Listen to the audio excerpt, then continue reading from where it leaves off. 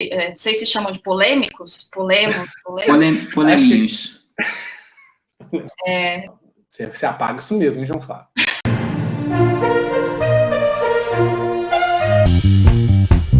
Boa noite, vai lá. Isso aí, boa noite, professor Magalhães. Boa noite para vocês aqui na nossa tábua redonda virtual. Continuando as polêmicas do governo Bolsonaro. Essa questão, como você falou, do auxílio emergencial. E democracia. Ou Trump para deportar o entral. O regimento interno do STF permite a abertura de investigações. Elogio da ignorância. Reflete muito na questão econômica do Brasil. A mentira tem um papel na política. Com a notícia do Globo. O guru, o presidente Olavo de Carvalho, que chamou o Bolsonaro de inativo e covarde, disse que derrotaria o Covid no governo. Tem algum delay? Olha que doido. O Zeitgeist da semana, né? Planton Pater Polemos, a guerra é pai e rainha de todas as coisas, está começando o seu Polemoscast, o podcast do grupo de pesquisa Polemos da Universidade Federal de Uberlândia. Meu nome é João Flávio e hoje estamos aqui para tratar sobre essas tais ameaças autoritárias. Será que a gente está vivendo uma ilusão ou será que elas existem mesmo? E mais, haverá uma cultura jurídica para nos salvar desse buraco? Nossa convidada de hoje, mais uma vez, cara ouvinte, é a professora doutora Luciana Reis, que é mestre e doutora em Filosofia e Teoria Geral do Direito pela Universidade de São Paulo, professora da nossa faculdade aqui da Universidade Federal de Uberlândia, pesquisadora do Núcleo de Direito e Democracia do Centro Brasileiro de Análise e Planejamento e pesquisadora do Centro de Análise da Liberdade e do Autoritarismo. Estamos gravando de novo porque perdemos a primeira gravação, mas estamos aqui com uma meta, que é tentar mais uma vez repetir a façanha, a beleza daquele outro episódio. Professora Luciana Reis, muito obrigado. Obrigada, João. Agradeço aí o convite, a oportunidade de conversar com vocês mais uma vez. Quando a gente dá aula, a segunda é sempre melhor que a primeira. Então, vamos ver como eu me saio hoje. Não prometo nada, mas vamos ter esperanças. No caso de dobrar a meta, o João Flávio está falando sobre dois aspectos de dobrar a meta. Dobrar a meta da qualidade do podcast e dobrar a meta do número de gravações. Então, a gente está gravando em dois canais aqui para ver se a gente não perde essa gravação dessa vez. Então, o João faz uma espécie de raiz quadrada de metas, de logaritmo de metas, e é isso aí que a gente vai fazendo. Prevenir é melhor que remediar, não é? É isso aí. Sem dúvida. E quem falou agora foi o professor José de Magalhães, coordenador dessa balbúrdia. Diga lá, Magalhães, quais são as suas... Aqui é o professor Magalhães, coordenador dessa balbúrdia, e eu estou cansado. Bom, e temos outros poleminhos, como diria o Pedro Henrique aqui, nessa gravação. Homero. Bom dia, pessoal. É um prazer estar aqui hoje, principalmente nesse momento que a gente se encontra, que a Câmara aprovou ontem a revogação, agora segue para o Senado, né, da Lei de Segurança Nacional, então vamos discutir bastante hoje sobre. Continuando aqui, quem está ajudando a não perder essa gravação de hoje é a Ana Vitória. Diga lá, Ana. Oi, pessoal, bom dia. É um prazer muito grande estar aqui de novo, a gente tentando regravar, refazer esse podcast que foi maravilhoso. Agradeço muito a participação da professora Luciana novamente, por estar aí confiando na gente, que não vai acontecer novamente. Então, vamos lá, pessoal. Agora eu vou passar a palavra para aquele que, assim, quase nunca não está aqui inspirando esse ambiente de amor.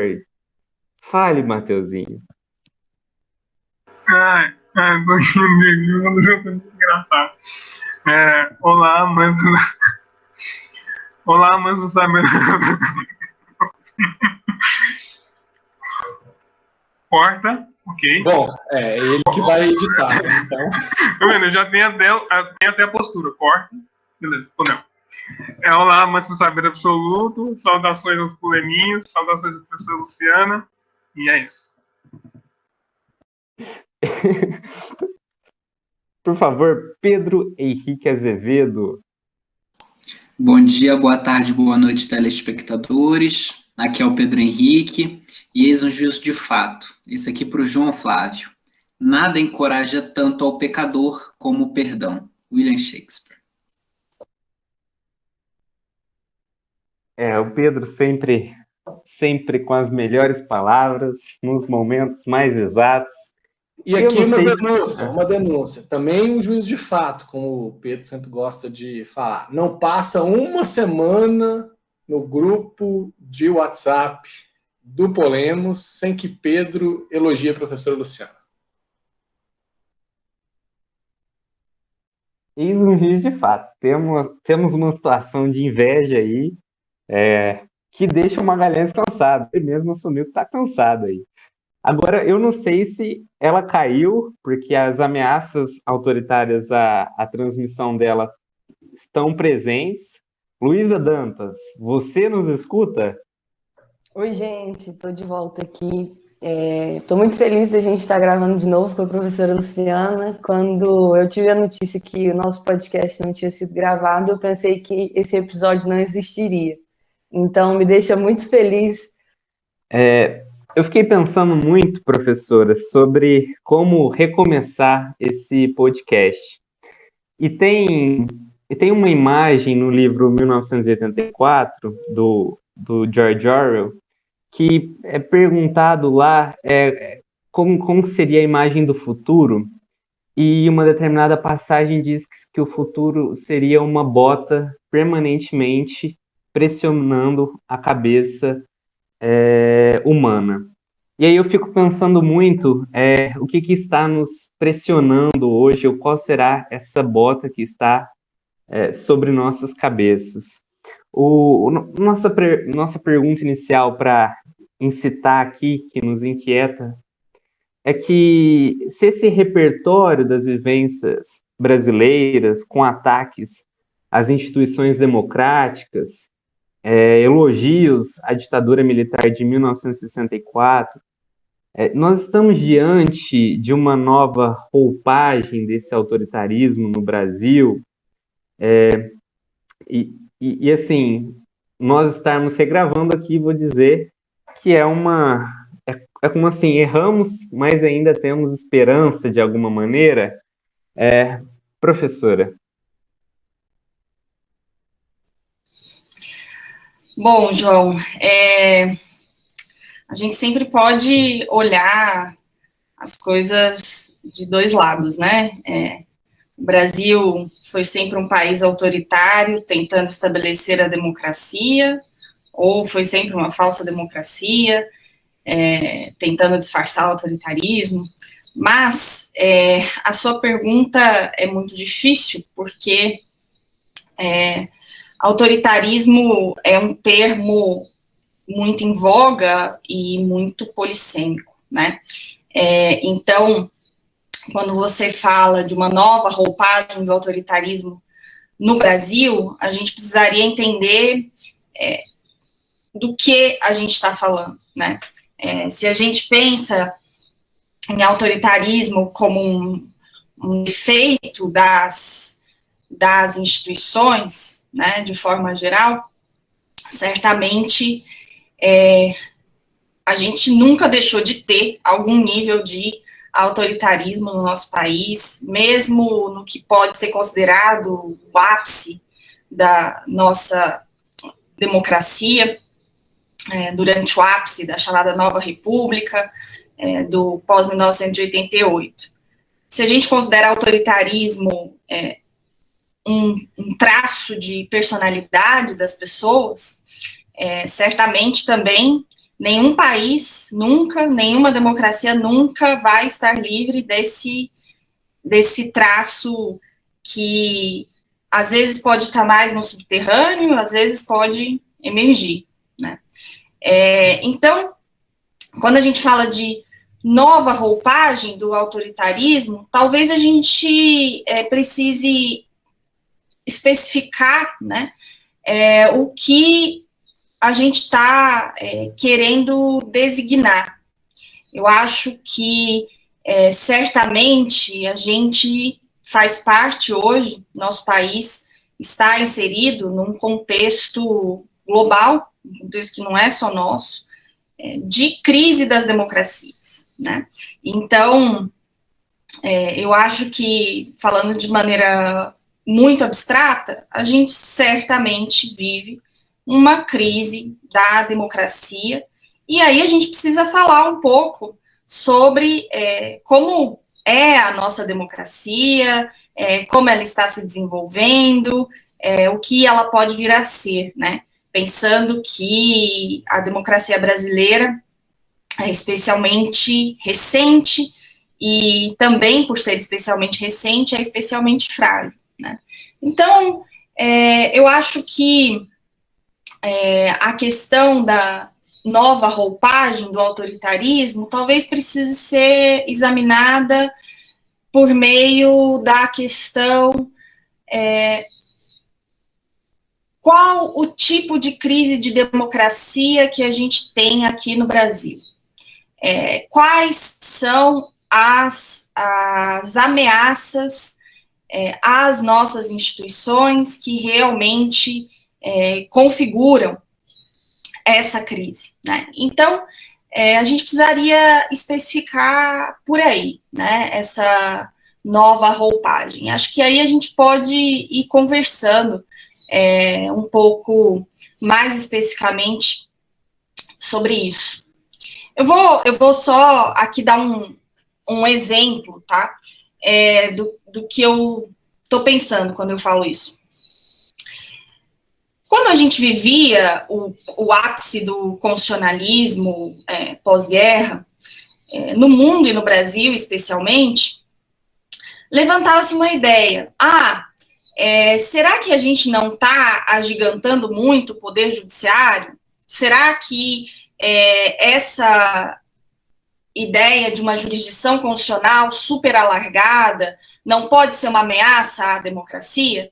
Então, veja, essa ideia de democracia ameaçada não é nova, e nem surge só no contexto em que a gente vê a emergência dos chamados populismos, né, da extrema-direita. Essa ideia de democracia ameaçada tem um certo quê aí de permanência, né? Então, a gente precisaria entender, né, hoje, se o que a gente está chamando, né, de ameaças à democracia é, de fato, algo que configura uma possibilidade de golpe, né, ou seja, desaparecimento do regime como um todo, ou algo que pega traços daquilo que já vinha existindo, né? Então, acho que a gente precisaria especificar a questão por aí.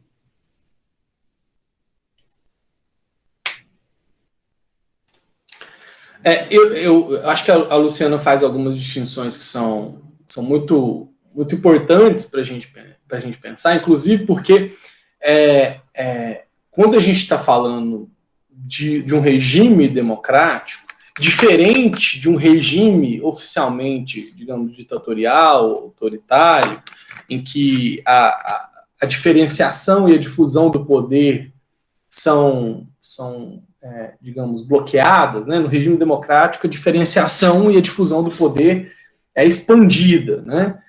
Enquanto em regimes autoritários a diferenciação e a difusão do poder é recrudescida, né? Recalcitrada. Isso é importante porque como numa democracia a gente tem essa expansão, o elemento autoritário se move dentro do ambiente democrático. Ou seja, é possível enxergar, e aí é possível enxergar, por exemplo, na emergência de uma personalidade autoritária como galvanizadora de um sentimento social específico, e aí, quando a gente vê a história do Brasil, esse sentimento social específico que tem um pouco mais a ver com as elites, mas que, de alguma maneira, hoje em dia isso se difundiu muito por conta das redes sociais, de uma maneira geral, esse elemento autoritário transita, enquanto em regimes oficialmente autoritários, o elemento democrático não pode transitar, né? Essa é uma diferença muito, muito importante para a gente poder marcar nessa clivagem, né? Não é que ele não transita, ele não pode. Então, se ele transitar, ele é punido. Se ele transitar, para usar a imagem que o João trouxe de 1984, se ele transitar, teremos uma bota permanentemente na nossa cabeça. Então, e como ele transita, ele pode transitar por diversas dimensões. Então, é uma personalidade autoritária que consegue galvanizar as pessoas a votarem nela e ficar permanentemente fazendo uma retórica golpista, né? Como nós vemos diariamente. Ou pode ser, por exemplo, no uso que o elemento do sistema de justiça, né, da chamada juristocracia, que vem aí tendo formulações várias, né, sobre o que seria uma juristocracia ou não. Ainda eu acho isso debatível, mas enfim, é isso que vem se levantando cada vez mais nessa disputa entre direito e política, né, que também tem o seu elemento autoritário, porque, enfim, a permeabilidade social do jurista, do sistema de justiça, é muito menor do que no político, mas também, de alguma maneira, e tudo isso tem um ponto central, que é o parlamento ficando oculto, né? O parlamento se oculta, e aí o parlamento se ocultando também permite que todas esses elementos autoritários possam confluir numa fórmula perfeita. Esse que é o ponto. Quando nós temos os elementos autoritários transitando por todas as partes, ainda que nós não tenhamos um regime oficialmente autoritário, nós temos um ambiente institucional autoritário. É por isso que talvez, né, as novas formas de autoritarismo não sejam viabilizadas através de um golpe clássico, né? O golpe clássico que se faz hoje em dia, melhor dizendo, a retórica do golpe clássico que se faz hoje em dia serve para galvanizar os apoiadores. Pouco tem a ver com a efetividade de um golpe. Não, pode acontecer, né? Já aconteceu por aqui do lado, né? Na Bolívia, enfim. Pode acontecer, mas ainda assim tem muito mais a ver com uma retórica que está na sociedade. E uma coisa muito interessante, aí eu finalizo para a gente passar aí para essas coisas, para outras discussões.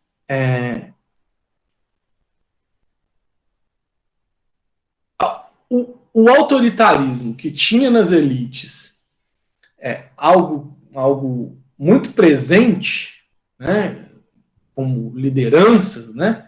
Hoje nós temos espalhado de um jeito muito pernicioso, galvanizando as pessoas, porque um dos fatores que levam os populistas que querem, enfim, esqueci o nome, gente, hipertrofiar o poder em suas mãos, é justamente a clivagem da desigualdade social. A existência da desigualdade social também tem sido usada como uma forma de pegar os sentimentos de injustiça das pessoas para dizer que alguém vai decidir sobre isso. E a democracia é vista como um ambiente em que não há decisão, em que há discussão, mas que não há decisão. De forma que é quase como se a democracia fosse a culpada das nossas desigualdades e das nossas injustiças. Então, isso também, ainda que factualmente, os ambientes democráticos foram aqueles que mais permitiram um avanço de bem-estar em geral para as pessoas, enfim. Mas essa retórica consegue se impor. Tá?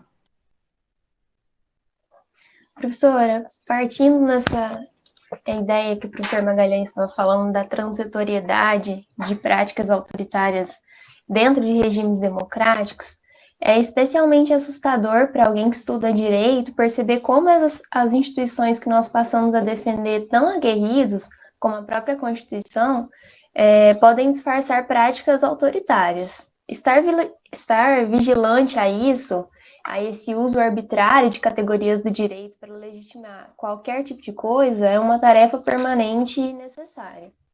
A senhora vê alguma responsabilidade das faculdades de direito nesse desafio? Em outras palavras, na formação da próxima geração de juristas, nós estamos indo bem ou mal em identificar esse autoritarismo de cada dia que está escondido dentro dos nossos objetos de estudo? Nesse mesmo sentido, haveria algum tipo de fardo a ser carregado? Nossa Senhora, hein, Ana Vitória?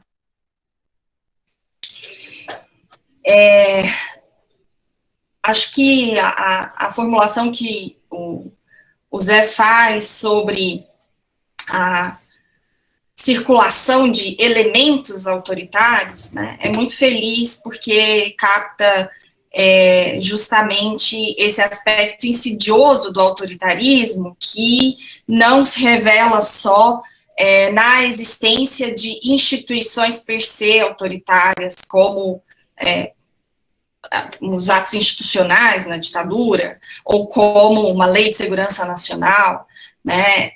Então, essa ideia do autoritarismo como um elemento insidioso nas comunidades políticas e que não desaparece simplesmente com a fundação de uma democracia constitucional, é algo que, claro, deve nos alertar, enquanto juristas, né, para possibilidade de que a gente reproduza, por meio do direito, esse elemento, ou que a gente não consiga, por meio do direito, afastar a manifestação desse elemento autoritário. Personalidades autoritárias, afinal, podem subir ao poder por meio de eleições, né? Como a gente já sabe, como a história ensina, e como vem acontecendo recentemente, né? Então, é claro que juristas, enquanto pessoas com conhecimento técnico especializado, recebem uma tarefa especialmente custosa, né, que é a tarefa de permanente vigilância sobre a forma e não exatamente a forma, sobre a prática de interpretação do direito e sobre se isso está se dando de maneira a fomentar uma cultura democrática, uma cultura jurídica democrática ou uma cultura jurídica autoritária. E aí existem vários elementos, né? Eu acho que a primeira distinção é a distinção que ficou num pano de fundo, foi um pouco sublimada, talvez nos últimos anos, e agora volta com bastante força, que é a distinção entre Estado de Direito e democracia. A gente precisa ter claro que Estado de Direito não é necessariamente democracia, né? E esse ideal de ter um governo de leis, que é o ideal do Estado de Direito, pode se dar sem uma cultura democrática. Embora alguns diagnósticos tenham apontado que o ideal de legalidade sem uma cultura democrática iria acabar também ele mesmo sucumbindo, né? Esse é um diagnóstico, por exemplo, que aparece muito claramente na teoria habermasiana, especialmente entre faticidade e validade, em que o Habermas estava identificando ali uma crise profunda do Estado social, e estava apontando como apenas uma radicalização da cultura democrática poderia salvar o próprio Estado de Direito. Mas esses elementos não necessariamente andam juntos, né? Então, quando a gente pensa em regras jurídicas, legalidade como um ideal jurídico propriamente, né? Quando a gente pensa nisso, é possível, é plausível dissociar isso da democracia.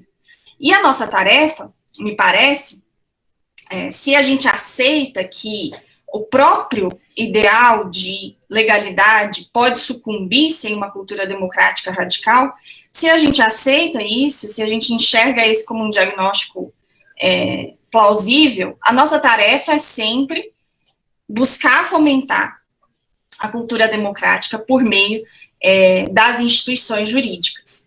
Então, veja que pareço até estar me contradizendo, né? Porque eu digo, o Estado de Direito não necessariamente está relacionado à democracia, mas a gente tem que fazer essa conexão, né? Então, a ideia é justamente essa, né? É pensar que não é simplesmente a reprodução do governo de leis que vai garantir a democracia, mas a gente precisa, sim, fomentar a cultura democrática por meio da reprodução do governo de leis, né? Então, existe aí uma tarefa que, na pergunta da Ana Vitória, ela formula em termos de fardo, né? E eu acho que a referência aí a um texto de um importantíssimo historiador brasileiro, Luiz Felipe Alencastro, que, falando dos bacharéis brasileiros do século XIX, início do século XX, identifica que existiu um certo fardo dos bacharéis, isso significando que eles eram responsáveis e eram só eles mesmo, né? Não vou falar eles e elas, porque eram só homens, mas que eles eram responsáveis por uma certa civilização da sociedade brasileira, uma certa civilização do Brasil como um todo, por meio do aparelho estatal, né? Quem foram os primeiros políticos profissionais, digamos assim, desse país foram os bacharéis, né? Então, as faculdades de direito foram fundadas para essa formação, para essa educação da elite nacional. A gente tem, desde o início, ali, uma ideia de instrumentalizar a faculdade de direito para formar elites condutoras da nação, né? Então, existe aí alguns pressupostos também, né? Existe aí a ideia de que a elite precisaria conduzir a nação, pois o nosso povo não teria essa capacidade, né, de formar uma nação, e de formar especialmente uma nação moderna, né? Existe aí também essa ideia de que a modernização poderia acontecer somente de cima para baixo, né? Então, por meio de um aparato estatal que garantisse a criação de uma sociedade civil, a criação de uma burguesia, né? O próprio desenvolvimento econômico, né? Saída de uma economia majoritariamente agrária para uma economia industrializada. E isso tudo, vejam, esse grande projeto de modernização da nação, associado aos bacharéis, né? Isso tudo como algo que as pessoas treinadas em direito deveriam cumprir. Então, essa noção, né, de que juristas têm esse fardo no Brasil, me parece uma noção muito interessante e algo que a gente pode pensar, mas de maneira muito diversa, né, quando a gente olha para essa tarefa de religação entre Estado de Direito e democracia da qual a gente está falando aqui, né. Não se trata agora, né, de formar uma elite condutora do povo. Certamente esse seria um projeto fracassado, assim como em larga medida o projeto de modernização nacional por meio da elite, por meio do Estado, talvez tenha sido também um projeto fracassado, né, nas suas intenções. O que a gente precisa agora de um treinamento jurídico que deixe claro, né, a necessidade dessa vigilância democrática na operacionalização do direito, né. Então, a gente precisa, por um lado, claro, de um treinamento teoricamente sólido, que primeiro diferencie analiticamente as categorias Estado de Direito e democracia, mas depois mostre como elas devem se reconectar. Isso não é também suficiente, né? Essa abstração da teoria não é suficiente. A gente precisa de um treinamento que mostre, na operacionalização concreta do direito, como isso pode ocorrer, né? Então, a gente precisa de teorias constitucionais, teorias de interpretação constitucional que operacionalizem isso, né? A gente precisa de dogmática do direito civil, a dogmática do direito penal e assim por diante, que operacionalizem essa ideia, né? Então, vejam que, é claro, a tarefa do treinamento é dificílima, é complicadíssimo, e as faculdades de Direito estão fazendo isso hoje? Muito dificilmente, né? Se a gente for entrar aqui na questão propriamente das faculdades e do ensino jurídico, ou da educação jurídica no Brasil, a gente precisaria gastar um episódio todo só para falar disso, e mencionar, né, como essa enorme massificação do ensino jurídico, aquele dado muito famoso, né, o Brasil tem mais faculdade de direito que todo o resto do mundo somado, né, essa enorme massificação do ensino jurídico incidiu numa crise que é a nossa crise de estimação e crise permanente, a tal crise do ensino jurídico, que na verdade é identificada desde o momento em que o ensino jurídico é instaurado no país, né, e possui formulações diversas ao longo do século XX.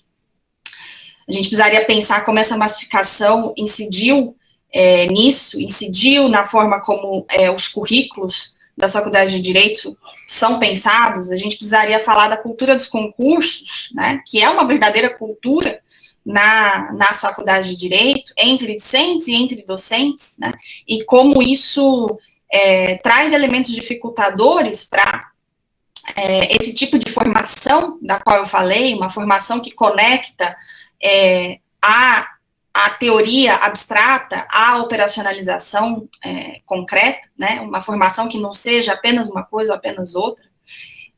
A gente precisaria falar da própria expansão da pós-graduação e dos critérios reguladores da CAPES e como isso afeta a produção de conhecimento e a pesquisa jurídica, e eu acho que isso seria toda uma conversa outra, né, sobre ensino jurídico. Mas a minha percepção, para falar mais concretamente, é que as faculdades de Direito não estão, neste momento, formando, de forma geral, né, pessoas habilitadas a fomentar uma cultura jurídica democrática, por inúmeros fatores, né, decorrentes de todos esses aspectos que eu elenquei, e não por uma questão pessoal de formação deficitária de um ou outro professor, não é nada disso, né? Eu acho que a gente tem uma questão estrutural que dificulta muito ver o direito como uma conexão entre abstração e técnica, né? E por vezes, então, a formação jurídica resulta somente numa abstração da prática, ou resulta somente no tecnicismo voltado exclusivamente à prática, e muitas vezes é uma prática mal feita, uma prática pouco reflexiva, né?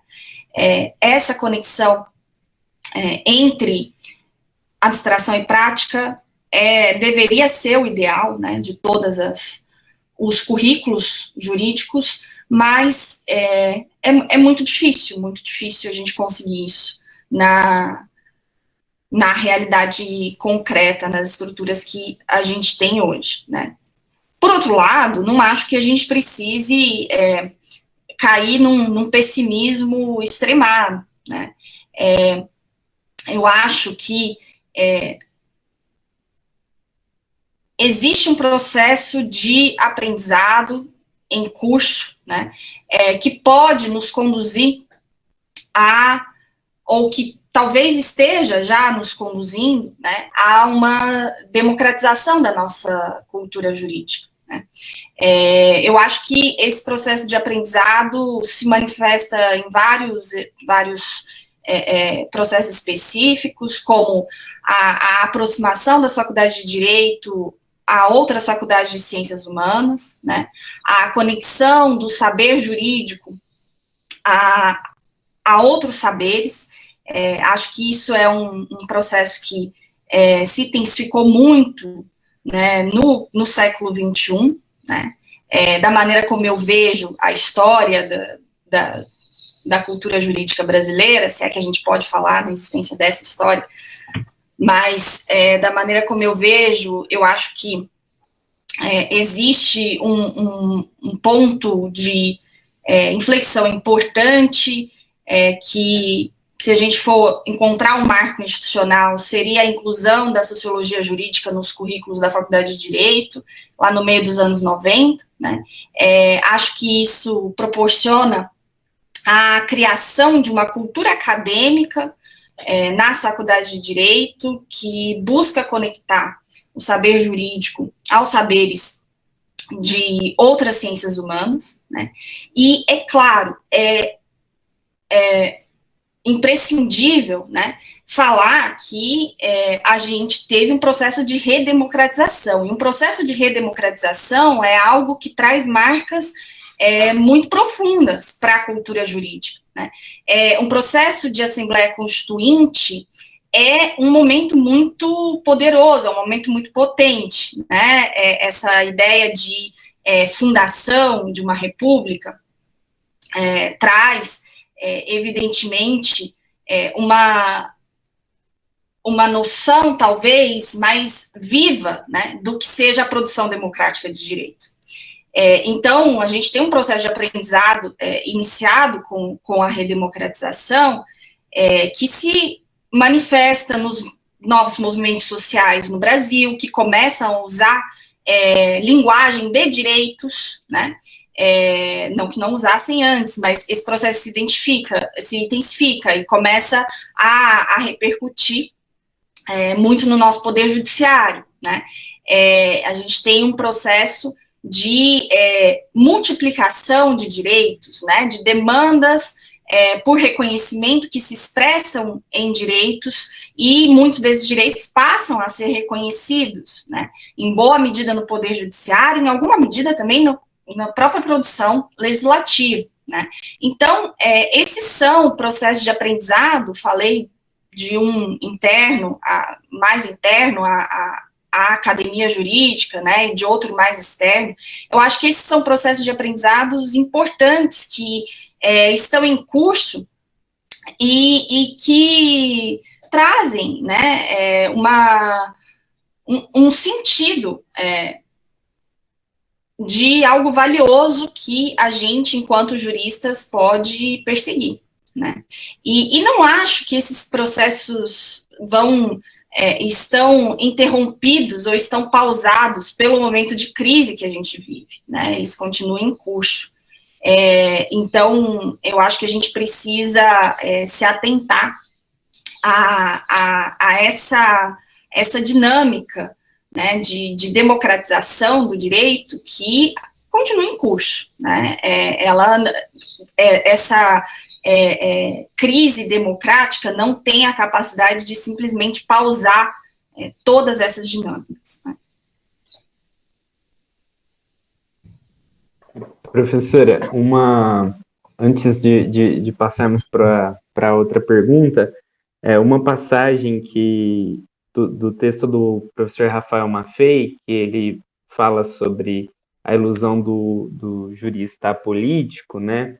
Ele conta a história de uma amiga dele que saiu do curso e não ia mais continuar no estudo do direito, porque não havia ali o estudo da democracia, né? E aí, casando com todo o repertório que a senhora nos indicou, fala-se também que haveria um estoque no autoritarismo, né? O autoritarismo estaria sempre na dispensa da nossa história ali, disponível de alguma maneira para a gente retomá-lo.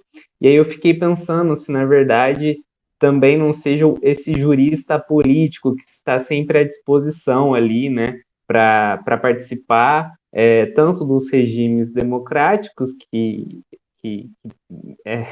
me parece uma contradição em termos, né, um jurista político ser participante de um regime democrático, quanto, e aqui seja a nossa maior preocupação, né, dos regimes autoritários.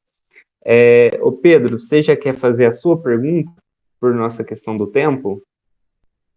Faço sim.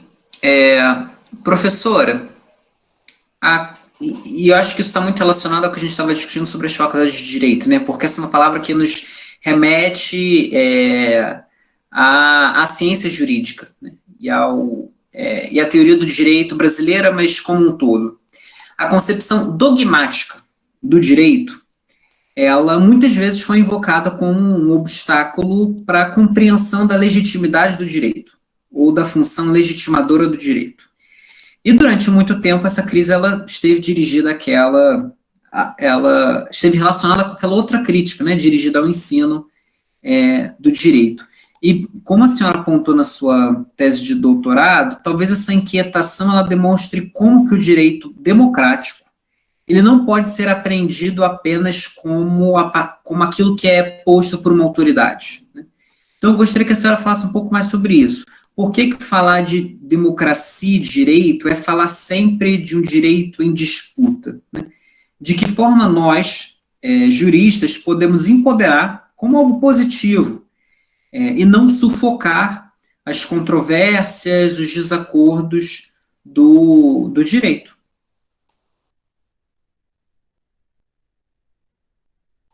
Professora, acho que a senhora está mutada.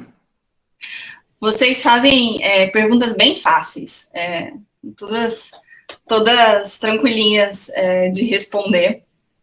Eu preciso só de uma bolsa de pesquisa em uns 5 anos, e aí a gente consegue. Mas, vamos lá. Primeiro, o João menciona algumas ideias que aparecem nos textos, tanto do professor Rafael Maffei, quanto do professor Conrado Mendes, no dossiê que saiu na revista 451, já há mais de um ano, no início do ano passado, por ocasião do lançamento do LAUT, o Centro de Análise da Liberdade e do Autoritarismo. E os textos evocam, de um lado, essa imagem de ilusão de um jurista apolítico, né? Essa ideia de que o jurista politicamente neutro seria algo ilusório, isso está presente no texto do Rafael, e de outro lado, a imagem de estoque e não entulho autoritário, que é algo que o Conrado vem repetindo há algum tempo, né? A ideia de que a gente não tem, na verdade, um entulho autoritário, ou seja, algo que restou da ditadura e que a gente, com o tempo, iria limpando, né? A gente tem um estoque que na verdade, algo que foi deliberadamente guardado e ao qual se recorre quando é conveniente. E nada mais emblemático disso do que os usos recentes que são feitos da Lei de Segurança Nacional, né? Então, a Lei de Segurança Nacional, no ápice da nossa democracia pós-88, foi esquecida, né, vista quase como uma peça de museu, mas, de repente, a gente vê que ela estava lá, ela estava disponível, e, então, aquilo é um instrumento pronto para ser usado, né. E aí eu acho que é interessante a gente pensar, já conectando com a questão que o Pedro faz, né, o que significa essa ligação entre direito e política. Poxa, não faz sentido dizer que o jurista tem que ser politicamente neutro, né? Não faria sentido interpretar esse ideal de legalidade, de governo de leis, como um ideal independente de preferências e paixões políticas, né? Não é exatamente essa neutralidade, essa completa igualdade na aplicação das leis que a gente quer num Estado de Direito, né? Não seria exatamente isso que o direito deveria garantir, as chamadas regras do jogo, independentemente de qual a paixão política da vez, né? Talvez seja meio contraintuitivo responder negativamente a essas perguntas, né? Mas o esforço de dizer não existe um direito apolítico também o esforço de reconectar direito com cultura democrática, da forma como a gente está falando aqui, né? Porque a questão a ser enfatizada aí é que o governo das leis nunca é totalmente determinado. Não existe uma máquina ou um sistema pronto a ser operado pelo jurista de forma totalmente neutra, né? Isso é uma ilusão, né? A ilusão do sistema jurídico que existe, né, mesmo que seja apenas na teoria ou na ciência, de forma pura, né? Essa ilusão, para mim, é uma ilusão que aparece, né, no famoso Teoria Pura do Direito, do Kelsen, né, essa ilusão de que a gente teria um saber jurídico que poderia ser pensado de forma pura, e esse saber nos garantiria que o Estado de Direito prevalecesse e conseguisse não se imiscuir com ideologias e paixões políticas da vez. Existe algo de muito valioso nessa construção kelseniana, né? Existe algo de muito importante, porque existe aí esses ideais de imparcialidade, de regras iguais para todas as pessoas, né? E a possibilidade de constituição de um Estado unicamente por meio do direito,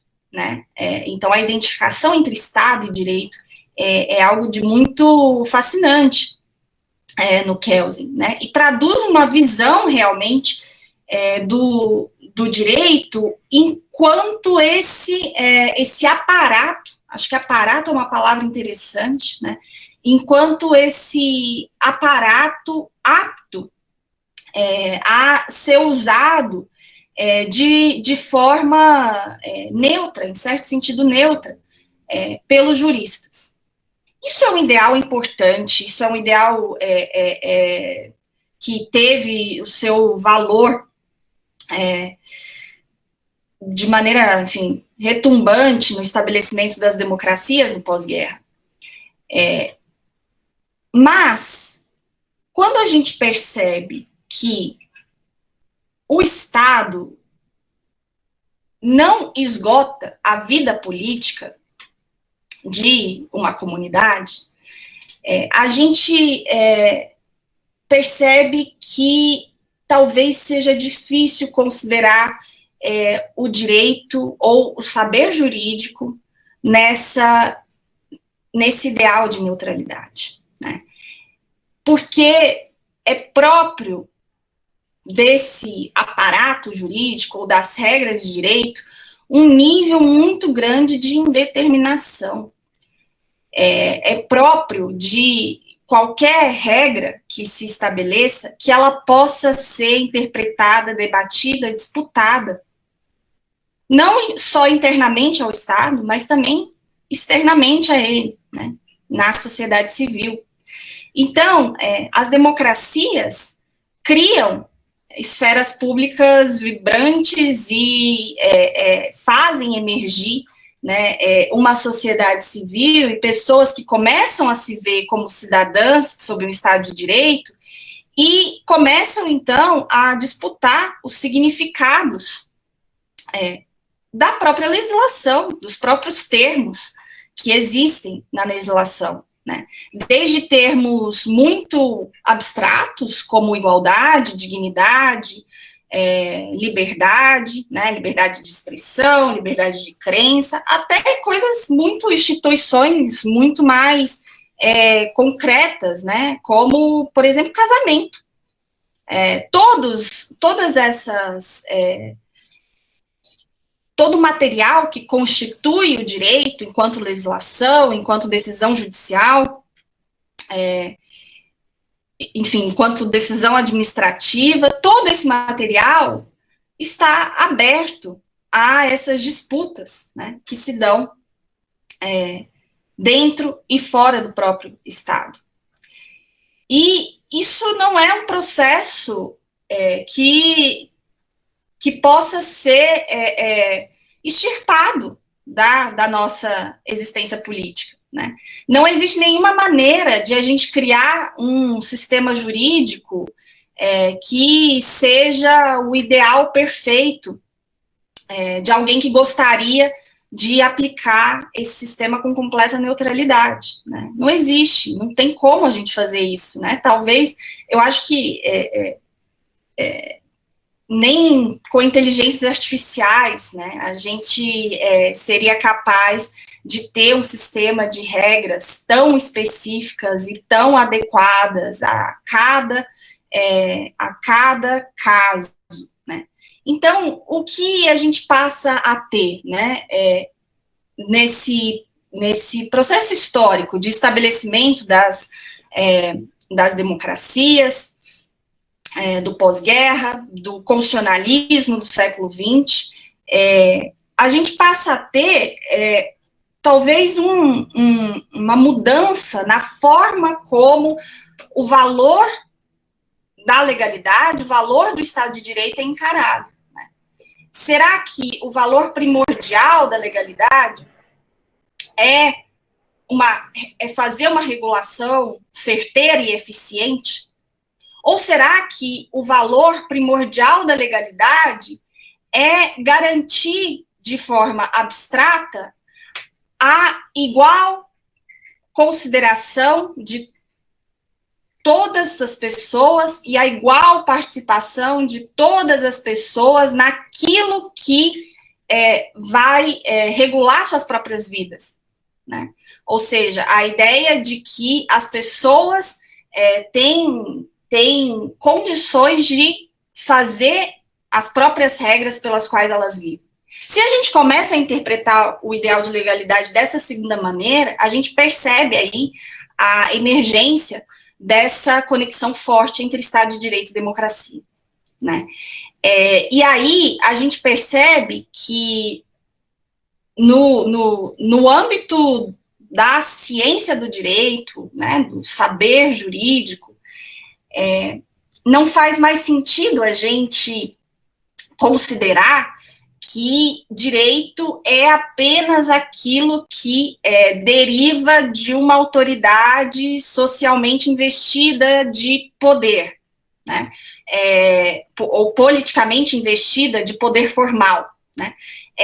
Direito não é só isso. Direito é também aquilo que se disputa nas instâncias informais de poder, né? Nas instâncias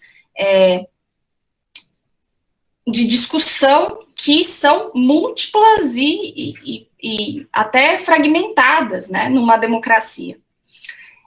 Então, a reconexão entre direito e política é algo urgente, e eu acho que, se a gente pensa na forma como a introdução ao estudo ao direito e a teoria do direito é ensinada nas faculdades, a gente vê que o currículo ainda não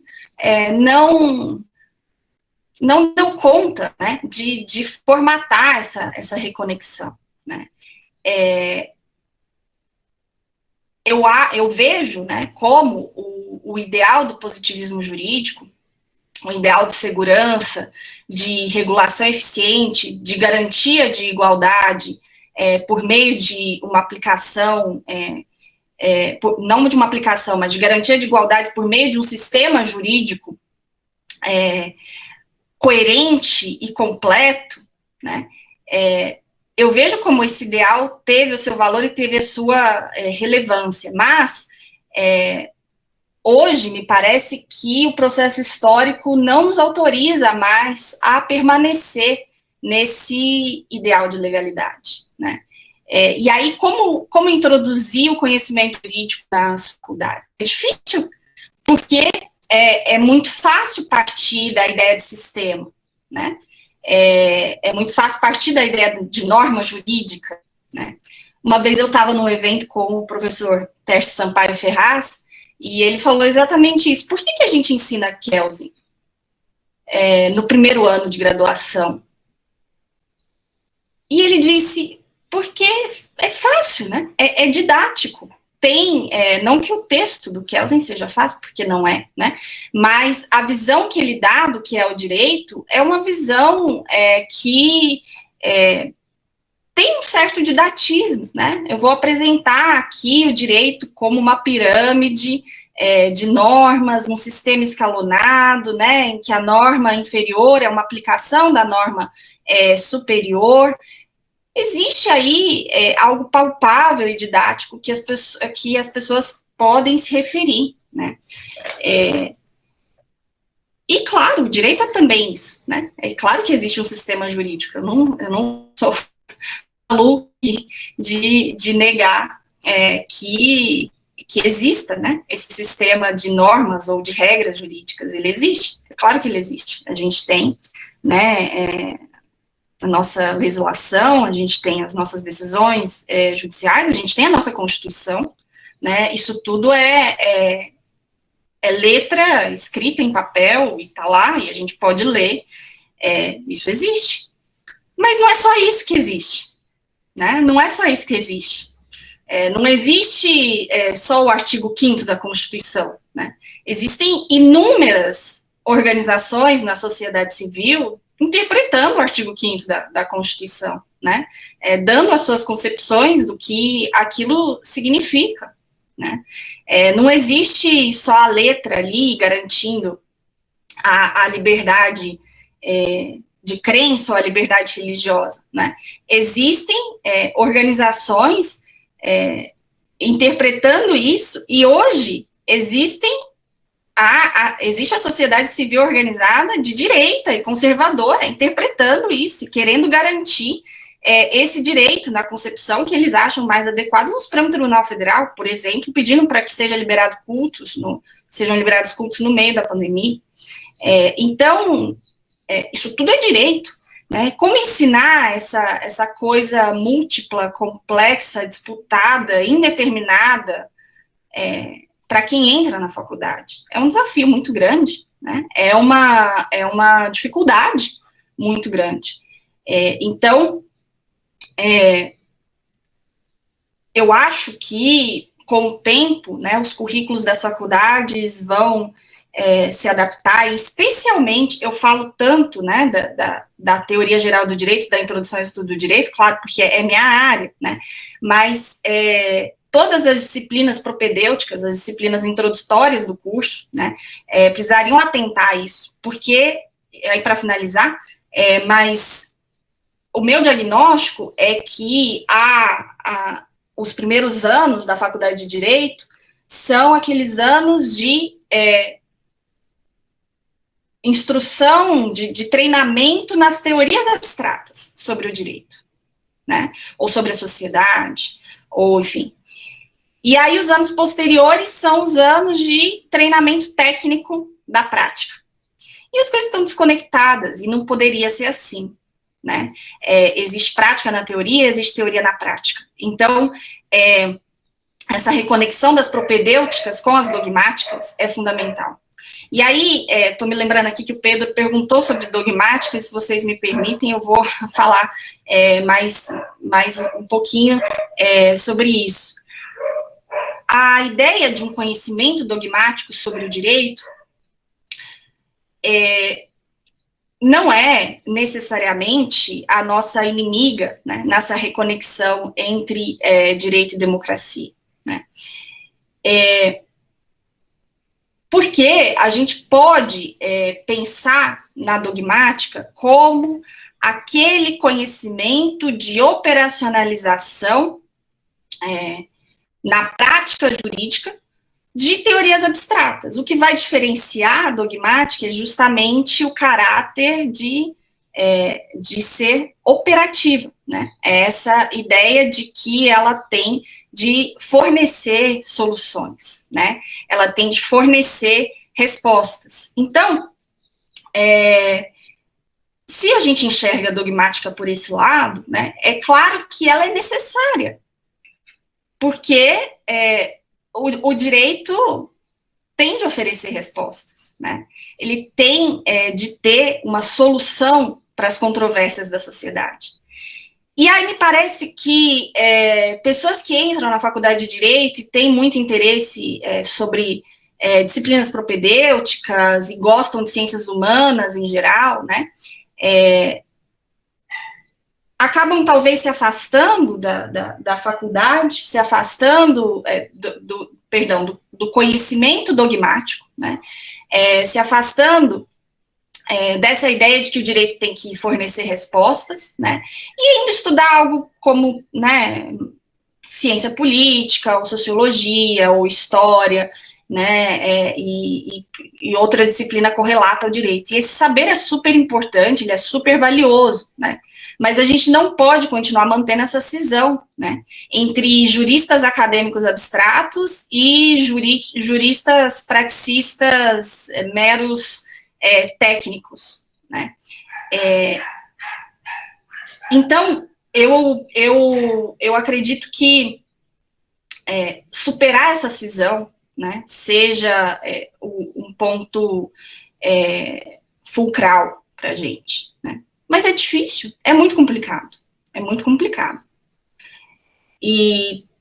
E aí a gente poderia conversar mais conceitualmente sobre a ideia de dogmática. Eu disse que ela não é inimiga, mas eu também tenho minhas dúvidas sobre o quanto a dogmática, em certa compreensão, possa ser ainda mantida e reivindicada, porque a dogmática jurídica é uma espécie de teologia, né? Então, a dogmática ela tem essa equiparação clara com o conhecimento teológico, que é o conhecimento que parte de diretivas dadas por uma autoridade, né? Então, em que medida essa ideia de direito em disputa, né, direito indeterminado e direito que surge não das autoridades socialmente e politicamente investidas com poder formal, pode ser compatibilizado com essa noção, né, de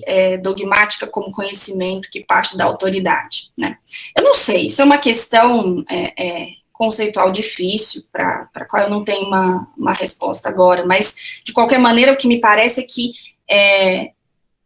a reconexão, né, entre dogmáticas e propedêuticas, por assim dizer, é urgente, né, e isso eu acho que não está, infelizmente, eu acho que não está no horizonte ainda, né, eu acho que talvez existem áreas em que isso é feito, né, de maneira mais acentuada, ou tenta-se fazer de maneira mais acentuada, mas é um processo que a gente percebe que ainda não está enraizado e aprofundado, porque a gente percebe que a cisão existe nos currículos, né? Então, mesmo que esse processo exista para algumas pessoas, e a gente tem juristas brilhantes, né, hoje em atuação, né, e pessoas que conseguem fazer essa reconexão, mesmo que esse processo exista, ele não vai estar completo enquanto a gente não conseguir formar pessoas dessa maneira, né. E hoje eu acho que essa formação está dispersa e está presente no currículo das faculdades. Falei muito, monopolizei todo o podcast, agora a gente não tem mais tempo nenhum. Eu queria, se desse tempo, ainda que corte essa parte no podcast, fazer uma pergunta de cunho mais pessoal para você, professora. Quais eram as expectativas da Luciana 10 anos atrás, quando começou a estudar esse tema? E quais são as expectativas da Luciana de hoje sobre esse tema, quanto pessoa mesmo? Porque eu acho que a gente acaba pesquisando aquilo que a gente tem uma afinidade maior, né? Não sei se foi isso que aconteceu e tal, mas eu queria saber um pouquinho mais disso. Mas as expectativas em relação à mudança dos currículos das faculdades, ou em relação enfim... Em relação à temática do seu doutorado, que foi mais nessa questão do autoritarismo. Ah, certo. Bom, meu doutorado é um trabalho mais recente, né? Eu defendi em 2018. Então, o meu doutorado trata basicamente de um certo processo do pensamento jurídico brasileiro no século XX, que eu chamei de modernização crítica. E esse termo modernização crítica em si disputável, né? Mas, enfim, eu não vou entrar no detalhe aqui. E esse processo é um processo que tem como nó, né, a reivindicação da sociologia jurídica como uma área pertinente à teoria geral do direito. É dessa maneira que eu interpreto, né? A reivindicação da sociologia jurídica no Brasil ocorreu por meio de uma certa concepção do que deveria ser a teoria geral do direito, né? E acho que essa reivindicação ficou em grande medida perdida no tempo, né? Quando a sociologia jurídica se institucionalizou, e isso significou uma abertura do direito a outras áreas das ciências humanas, mas não uma reformulação da própria teoria geral do direito, né? Para falar muito rapidamente, mas você me perguntou, Luísa, das minhas expectativas, das minhas questões pessoais. Quando eu escrevi meu doutorado, eu comecei o doutorado em 2015, então foi um ano interessante, porque eu fiz o meu doutorado na nossa dobra democrática, né? Então, eu estava preocupada ali, né, em entender realmente se o direito poderia, de alguma maneira, garantir uma legitimidade democrática espraiada na própria sociedade, né? E eu acho que esses movimentos que eu chamo de crítica, movimentos de crítica, né, que emergem ali a partir dos anos 70, especialmente, são movimentos que tentam fazer essa reconexão, né, entre a legitimidade pela legalidade e a legitimidade como expectativa das pessoas, né, de serem tratadas abstratamente de forma justa, né. E aí, bom, eu acho que a história está contada lá na tese, mas me parece que hoje a gente tem uma visão do que é a nossa cultura jurídica, que é uma visão muito... eu acho que é uma visão que nos coloca para baixo, como se o direito, o conhecimento jurídico, as pessoas que fazem faculdade de direito fossem sempre alguma coisa de ruim, né? Sempre alguma, enfim, o filho feio aí das ciências sociais, né? Então, parece sempre ser mais legal você fazer uma outra faculdade, né, sei lá, você fazer filosofia, ciência política, você fazer sociologia, você se tornar essas outras coisas, né, do que você dizer assim, sou jurista. Jurista é uma palavra que ou significa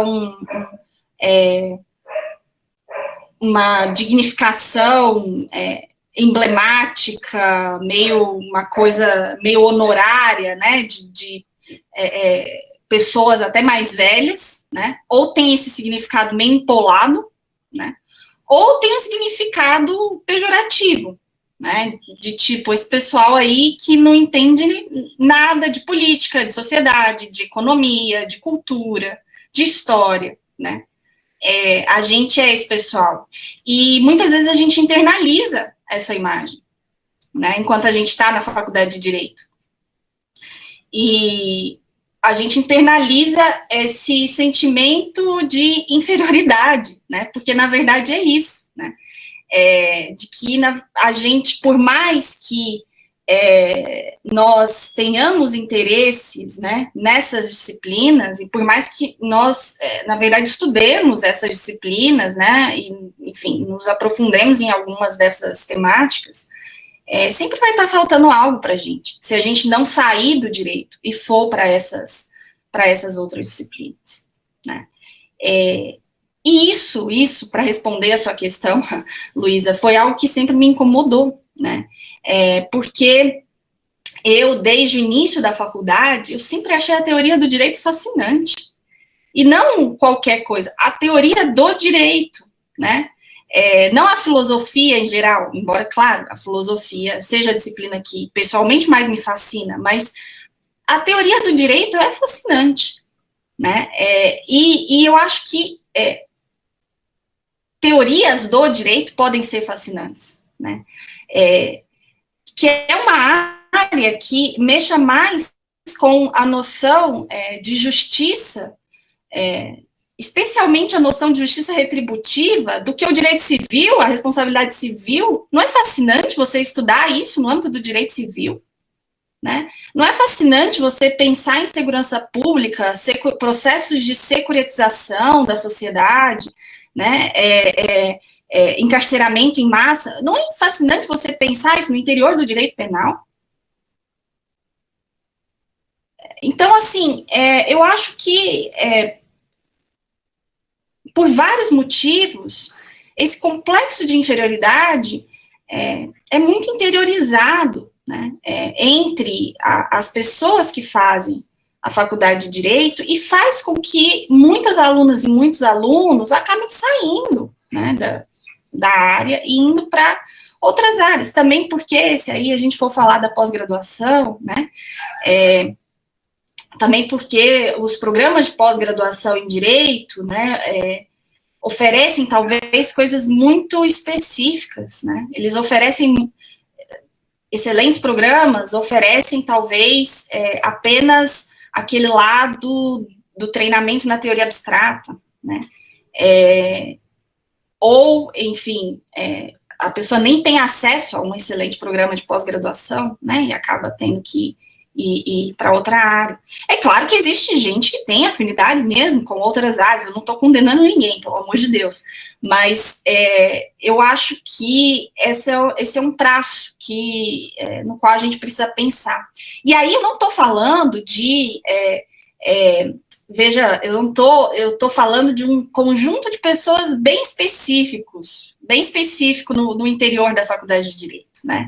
Eu não estou falando daquele colega que é a imagem que existe do estudante de Direito, né, na sociedade, da pessoa que entra na faculdade e começa a usar terno todo dia, mesmo que não faça estágio, né, começa a falar empolado e começa a achar que o português correto é o juridiquês. Eu não estou falando dessa pessoa. Essa pessoa existe, talvez seja a maioria, né, nas faculdades, né? E também essa pessoa é assim porque existe uma estrutura que favorece o surgimento dela, né?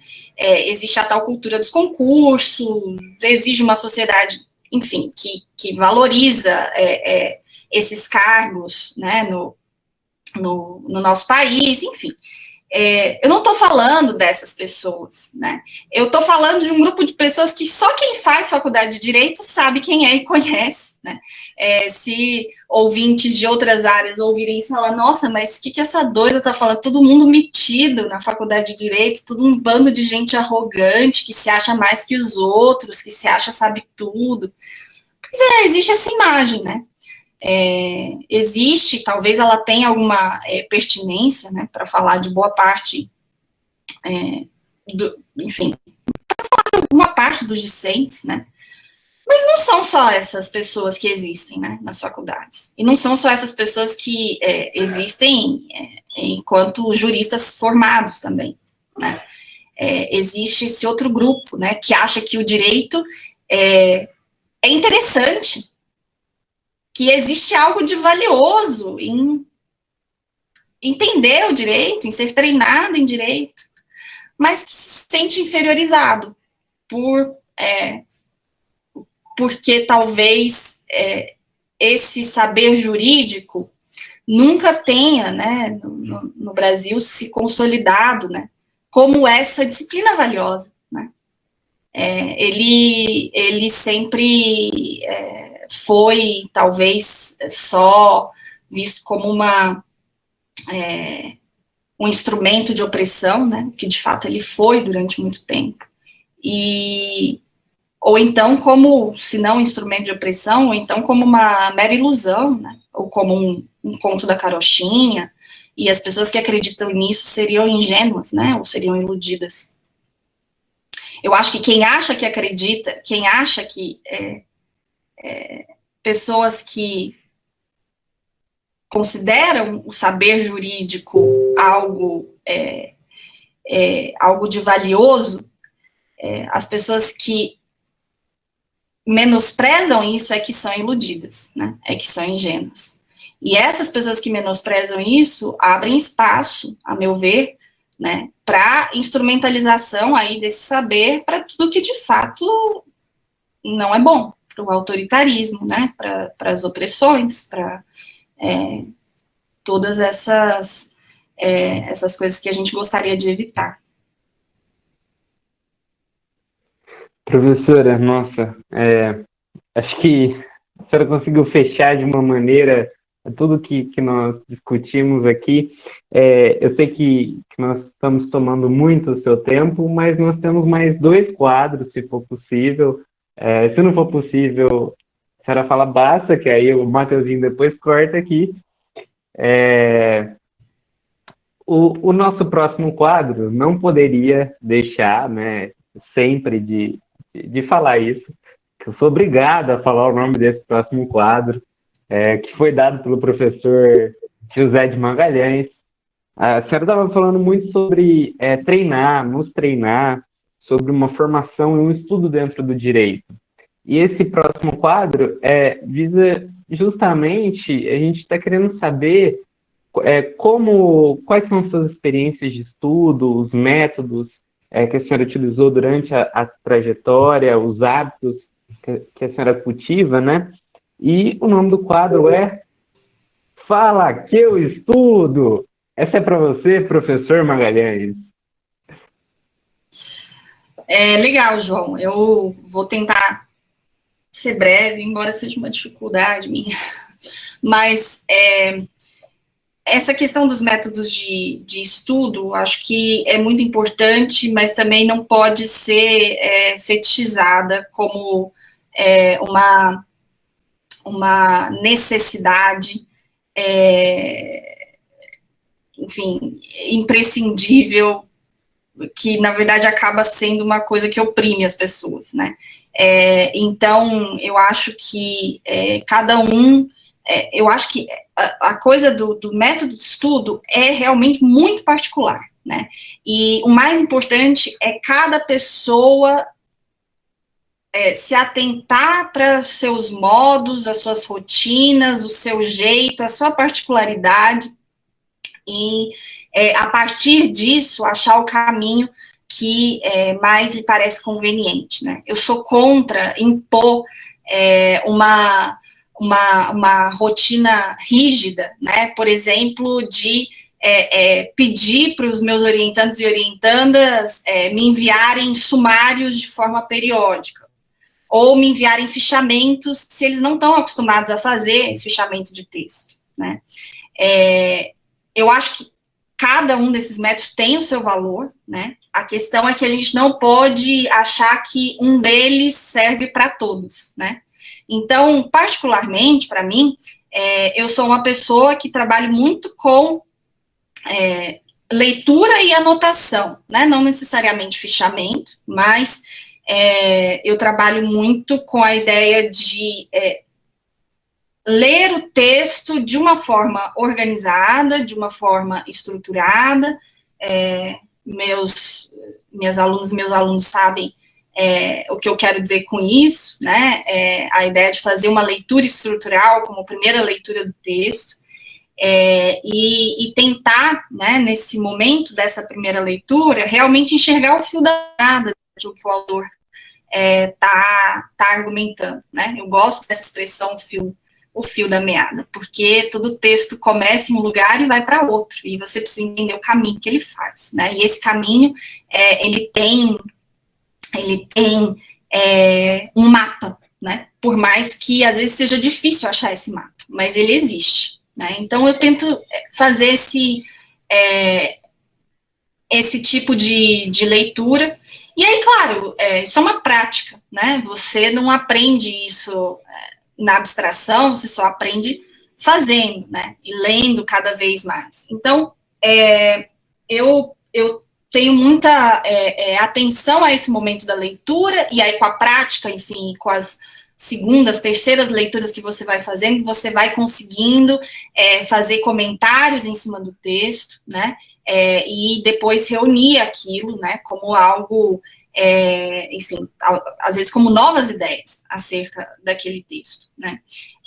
A dica que eu posso dar para quem está na faculdade, né, é ler tudo, ler cada vez mais, ler caixa de cereal, ler tudo, porque a nossa habilidade primordial, né, enquanto juristas, é a leitura, né, embora existam outras super importantes, como a própria escuta, né, mas treine-se na leitura, isso é primordial, né, a gente é alfabetizado e a gente aprende a ler, mas a gente aprende a ler muitas vezes na vida, né, de formas diferentes. Então, eu diria isso, né, treine-se muito na leitura e não ache que porque um colega adota um certo método, você também necessariamente precisa adotar, né, ache o seu método de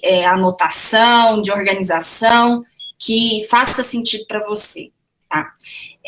E para mim, pessoalmente, essa questão de buscar referências, né, e aprender mais, sempre foi algo que se dá muito organicamente, porque o que me move muito, pessoalmente, é a curiosidade. Então, eu clico em muitas coisas, às vezes meu navegador tem 255 mil abas, né? Isso é uma ansiedade da contemporaneidade, excesso de abas no navegador, né?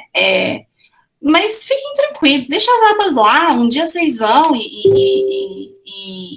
e olham lá, e se não for coisa boa, você fecha, se for, fica tranquilo. Se acostuma ao fluxo intenso de informações sem se afogar nele. Essa dica que eu daria também. João Vitor Flávio, ele é campeão nessa dica de deixar muitas guias abertas no computador dele. Queria fazer esse registro de reconhecimento, João.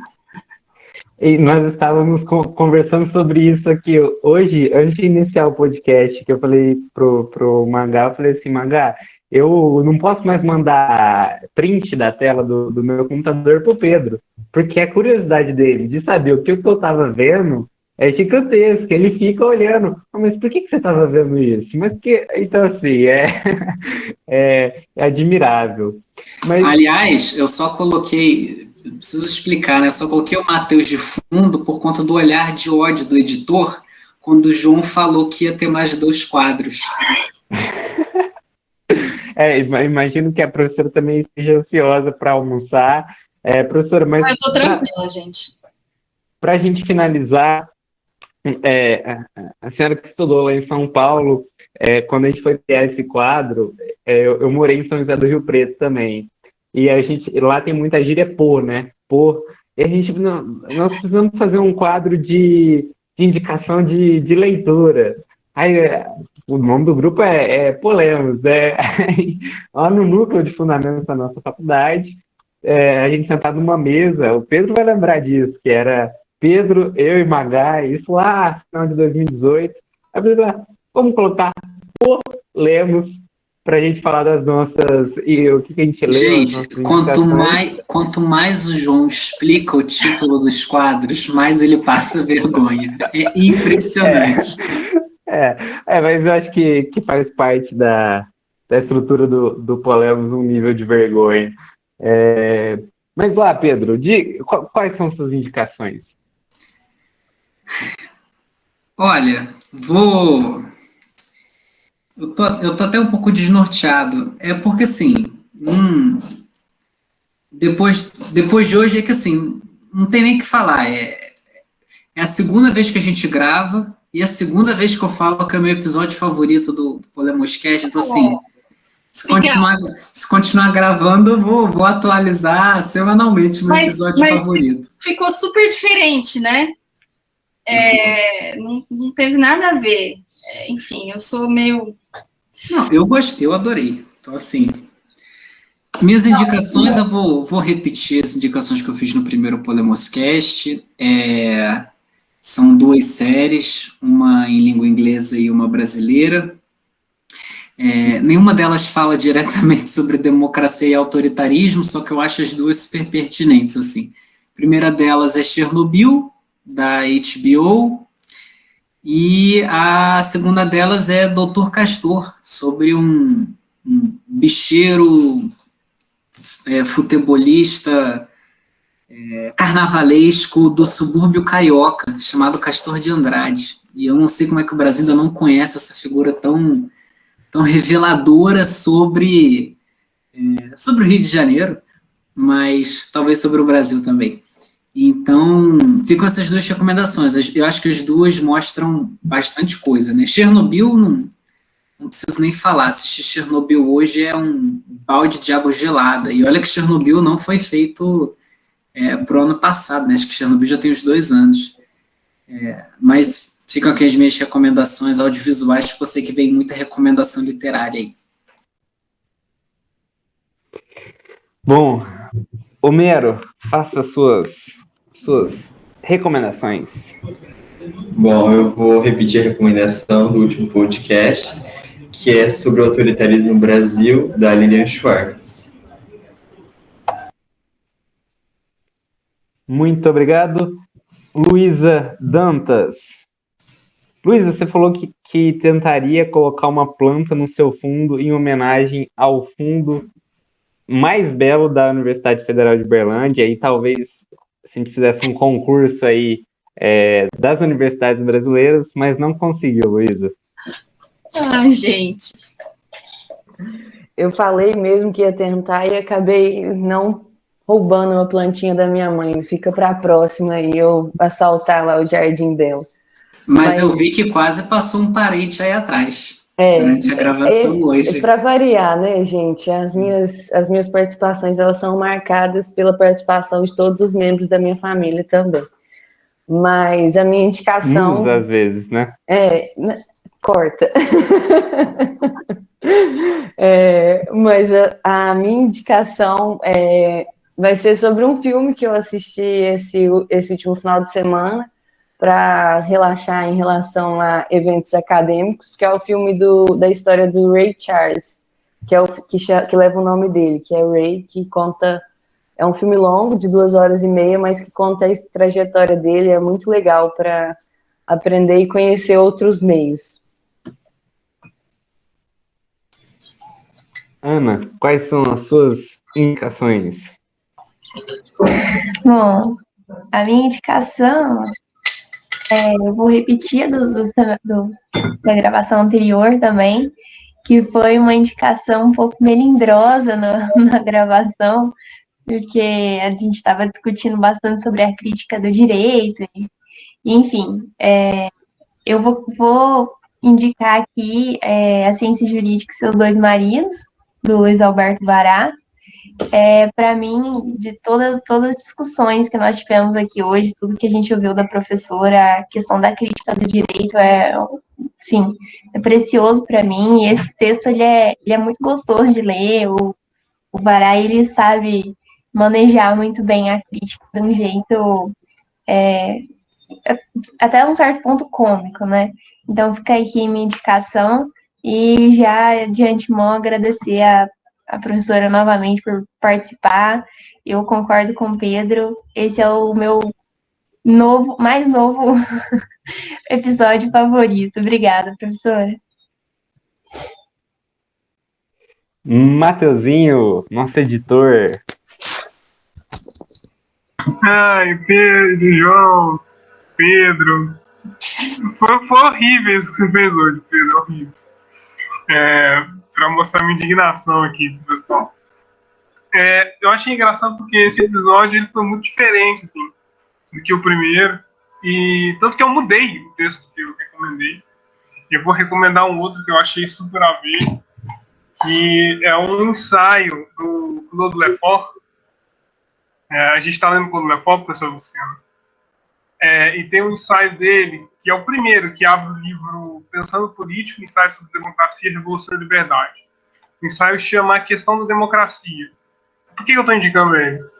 Porque eu acho que ele tem tudo a ver com a noção de democracia como um vazio de poder em que as pessoas são indeterminadas, e esse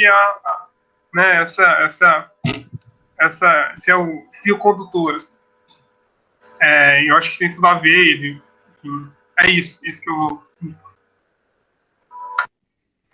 As minhas indicações vão no sentido, a professora comentou, eu também havia comentado, dos ensaios que estão lá na coletânea do Brasil 451, em especial o seu texto, né, professor, Autoritarismo à Brasileira, mas também do professor Conrado Ubner Mendes e do professor Rafael Maffei.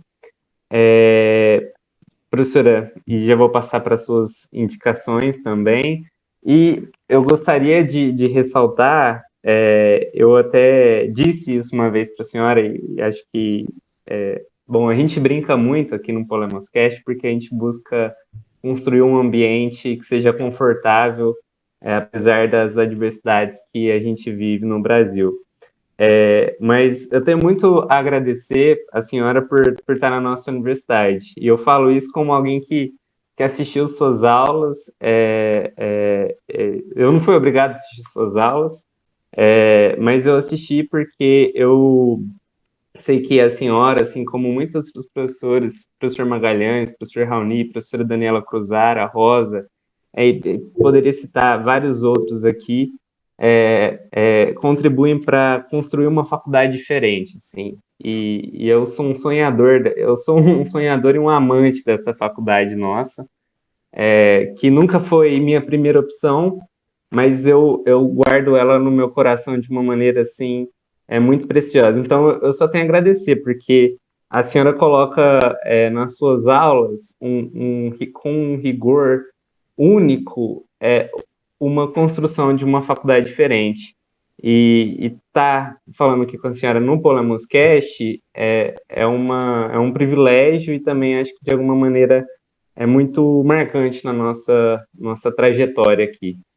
E, por favor, suas indicações. Espera aí, espectador que só está ouvindo a gente no Spotify ou em qualquer plataforma digital não está vendo João Flávio emocionado. Fique esse registro aqui para, se você só estiver ouvindo, poder imaginar João Vitor Flávio emocionadíssimo. Ai, gente, vocês me deixam sem graça e feliz também, muito feliz. A nossa faculdade, João, também, com certeza, está no meu coração já, de uma maneira definitiva. Eu prestei a Universidade Federal de Uberlândia, então, eu prestei a UFO, a Unesp e a USP, foram as 3 universidades que eu prestei.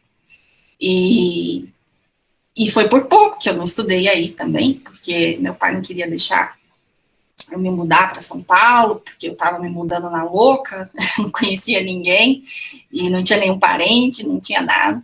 E, na verdade, eu queria me mudar para São Paulo. Pode cortar da edição, viu, Matheus? Eu sinto muito, mas, na verdade, eu queria me mudar para São Paulo, porque eu queria ser jornalista. Então, era essa era esse o meu sonho juvenil. E aí eu sabia que eu precisava sair de Uberlândia. Mas, enfim, a UFO sempre teve muito no meu imaginário, o lugar, né? Minhas 2 irmãs mais velhas estudaram lá, então eu conhecia os campi, né? O campus Santa Mônica e o campus da Medicina, onde minha irmã estudou. Então, para mim, sem dúvida, assim, um lugar de afeto muito grande.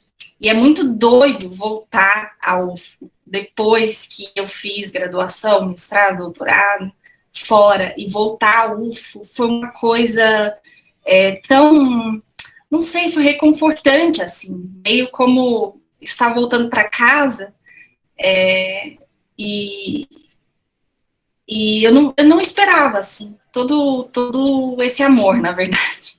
Falando muito, muito honestamente, assim, eu não esperava, mas eu realmente hoje tenho, assim, um afeto gigantesco pela faculdade e pelas alunas, pelos alunos, e mesmo no ensino remoto, acho que aconteceram coisas tão legais. O Pedro foi meu monitor de teoria do direito ano passado, o João fez o curso, né, João? A Ana também já foi minha aluna, né, em políticas sociais e direito. E a primeira experiência de ensino remoto foi surpreendentemente boa, foi uma coisa, enfim, muito, muito valiosa para mim. E é isso. Uma das minhas maiores honras acadêmicas foi ser seu monitor, professora. Que isso, Pedro, que isso. E professora, só para finalizar, uma indicação sua aqui pro Polemos. Bom, então, João, vou fazer uma indicação literária que eu fiz no episódio anterior, que é de um romance, como se diz, filosófico, e foi publicado em português pela Companhia das Letras, de uma autora francesa chamada Muriel Barbieri, e o romance se chama A Elegância do Ouriço. É um romance muito interessante, porque tem duas protagonistas femininas, muito elas mesmas, né, personagens muito interessantes e muito contrastantes, né, são uma adolescente de 13 anos, filha de uma família da elite parisiense, né, que mora num prédio de luxo, e despreza profundamente aquele ambiente em que ela vive, né? E, de outro lado, a zeladora desse mesmo prédio, que esconde, né, toda a sua erudição, né, todo o seu, enfim, seu apreço pela filosofia dos próprios moradores, né? Então, tem vários elementos aí interessantes nesse romance. Falei o nome? Não sei se falei o nome. Falei o nome. Se chama A Elegância do Ouriço. E eu quero só trazer aqui uma citação da Paloma, que é essa protagonista adolescente, que eu fiz na outra gravação, e acho que é cabível aqui também, talvez por outros motivos, porque a nossa primeira conversa foi um pouquinho diferente, mas ela diz o seguinte, essa adolescente, como eu disse, né, ela despreza o ambiente ali em que ela vive, né, desse elitismo, intelectualismo, etc. E uma citação que aparece ali no livro é a seguinte: se tem uma coisa que detesto, é quando as pessoas transformam em credo sua impotência ou sua alienação. Então, eu acho que existe aí uma ideia muito interessante, né, muito valiosa, que é de a gente talvez não achar que a gente pode menos do que a gente pode, né, ou não achar que a gente está sendo simplesmente iludido ou enganado, né, e não pode fazer nada a respeito, né. Então, fica essa indicação literária, um romance que eu gosto muito, e eu quero também fazer uma indicação audiovisual, na verdade, apenas áudio, né, porque é um podcast, mas é um podcast maravilhoso, eu sou profundamente apaixonada por esse podcast, é de um historiador português chamado Rui Tavares, e o nome é Agora, Agora e Mais Agora. Adoro o título também, acho tudo maravilhoso, e esse podcast é uma grande viagem por um milênio de história, mais pontuada por acontecimentos, né, ao longo desse milênio de história, por personagens que às vezes são desconhecidos na historiografia tradicional, mas que trazem todos temáticas, né, que são super relevantes para a gente pensar na atualidade, né. Então, tem temáticas como direitos humanos, né, temáticas como emancipação, né, globalização, polarização. É fantástico, fanatismo, é fantástico como esses temas são tratados nesses contextos históricos, enfim, tão diferentes do nosso, mas ecoam, né, para as coisas que a gente vive hoje. Então, eu vou fazer essas duas indicações aí. Acho interessante também indicar, já que a Ana falou do Vará, né? O Vará foi um jurista muito sui generis, né? Nunca teve um jurista como ele, né? Ele foi muito único em muitos aspectos. E esse texto que a Ana indica é muito interessante, né, como ela disse, tem um estilo muito próprio, né, uma fase em que o Vará estava fazendo teoria do direito com preocupações estéticas, né, então é interessante esse texto, mas eu quero indicar um artigo pequeno do Vará, que era muito famoso em outros momentos, não sei se hoje é tão conhecido, né, pelas pessoas que estão hoje na graduação, mas é um artiguinho pequeno, que saiu na revista Sequência, da Universidade Federal de Santa Catarina, no início dos anos 80, que se chama O Saber Crítico e o Senso Comum dos Juristas. Então, tem o desenvolvimento ali de uma ideia interessante, né, que é essa ideia de senso comum teórico dos juristas. E acho que tem conexões com o que a gente falou aqui hoje também. Então, muito obrigado mais uma vez. E nosso tradicional acabou o programa do Polemos Cast. Acabou.